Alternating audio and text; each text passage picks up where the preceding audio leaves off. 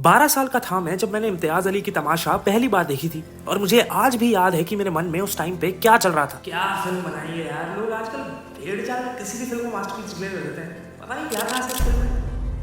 और यही सोचते हुए जब मैंने 8 साल बाद ये फिल्म दोबारा चालू करी तो इस फिल्म ने मुझे मेंटली इफेक्ट कर दिया था। Tamasha is not just about the plot कि हाँ अपने दिल की सुनो, दिल जो कहता है वो करो, but for me Tamasha is more than that. It's about the presentation, the music, the dialogues and the acting.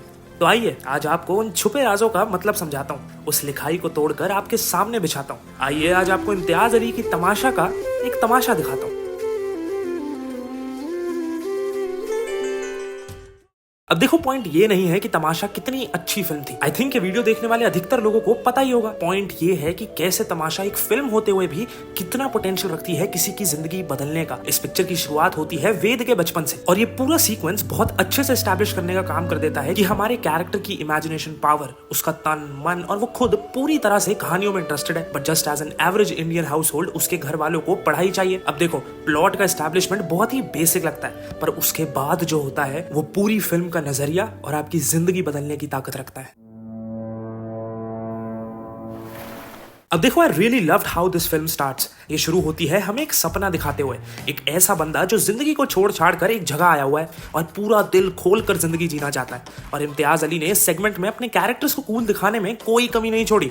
Imtiaz Ali के यूनिक स्टाइल में ही हमारे कैरेक्टर्स मिलते हैं और ये पूरा सेगमेंट जो कि कॉर्सिका में हुआ वो एक्चुअली में बहुत फन था और आप उसी फन को और भी ज्यादा डिमांड करने लगते हो। बट आई थिंक कहीं ना कहीं एक डायरेक्टर की एक ट्रिक थी कि he wanted to show us the reality और उसे बहुत जोर से हिट करवाने के लिए हमें इतना फन सेगमेंट पहले ही दिखाया जाता है। ये पूरा कॉर्सिका वाला सेगमेंट देख के हम बहुत रिलैक्स हो जाते हैं कि चलो कि अपने कैरेक्टर ने जो बचपन में चाहा था वो उसे मिल गया। वो दुनिया देख रहा है, ट्रैवल कर रहा है और अनजान लोगों को कहानियां भी सुना रहा है। बट इस पूरे सेगमेंट को एक बार फिर देखना एंड यू विल नोटिस कि बीच बीच में in the midst of travel जब वेद एंड तारा उस पत्थरों के ऊपर बैठे होते हैं और कैमरा वेद के टुवर्ड्स पैन करता है, देन यू विल नोटिस कि सडनली म्यूजिक की टोन शिफ्ट हो गई है और कुछ बहुत ही सीरियस चीज की तरफ हिंट दिया जा रहा है।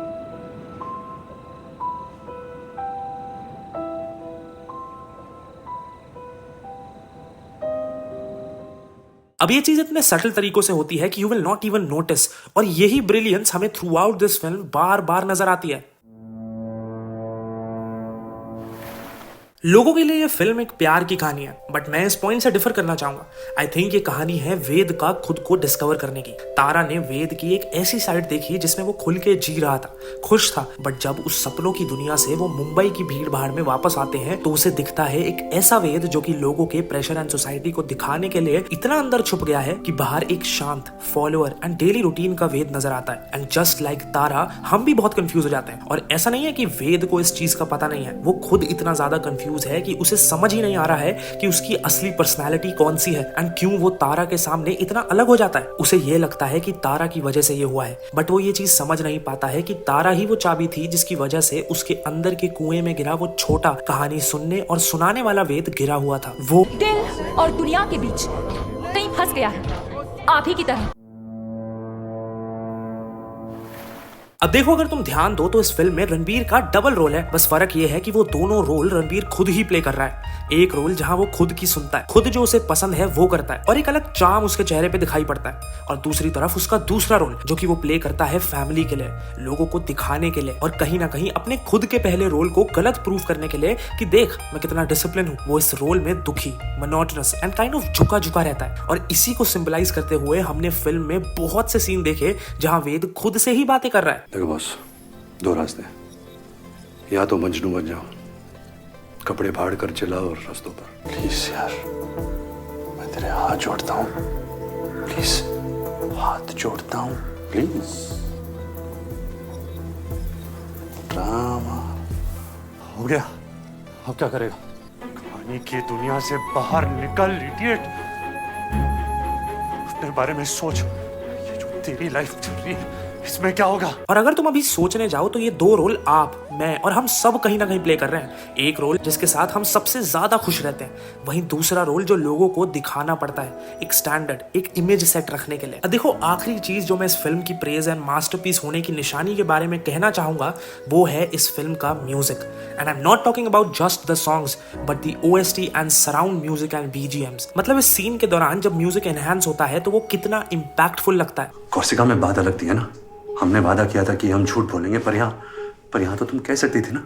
क्या? जो सच है। असल बात है वो तुम बता सकती थी ना। या फिर यहाँ पे म्यूजिक ने सीन को कितना ज्यादा एलिवेट कर दिया है। Fun and just began baby, क्योंकि हम बहुत कुछ कर सकते हैं। अच्छा, जैसे कि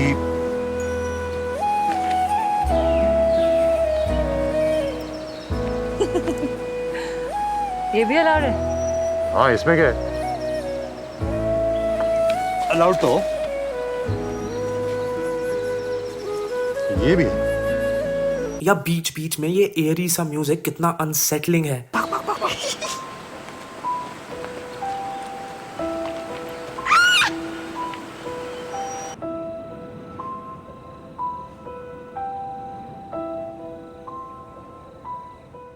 और अगर आप सॉन्ग्स की ही बात करें तो वाओ, मुझे याद है मैंने आनंद वाली वीडियो के टाइम ये चीज कही थी and I was shocked to see कि जैसे आजकल की फिल्मों में होता है ना कि रुको थोड़ा पॉज कर लेते हैं, फिल्म की स्टोरी बाद में, पहले गाना खत्म कर लेते हैं। और ये एक इकलौती फिल्म मुझे इतने टाइम में मिली थी जिसका music just like the classic films situation को एक्सप्लेन एंड फील करवाने में ऑडियंस को हेल्प करता है। अब देखो, मेरा इस फिल्म को ट्रिब्यूट देना बहुत जरूरी था as this film have changed my life completely. अब जाते जाते बस इतना ही कहूंगा कि ये फिल्म पावर रखती है तुम्हारी जिंदगी बदलने की। तो अगर अभी तक नहीं देखी है और देखने का सोच रहे हो तो watch it at your own risk.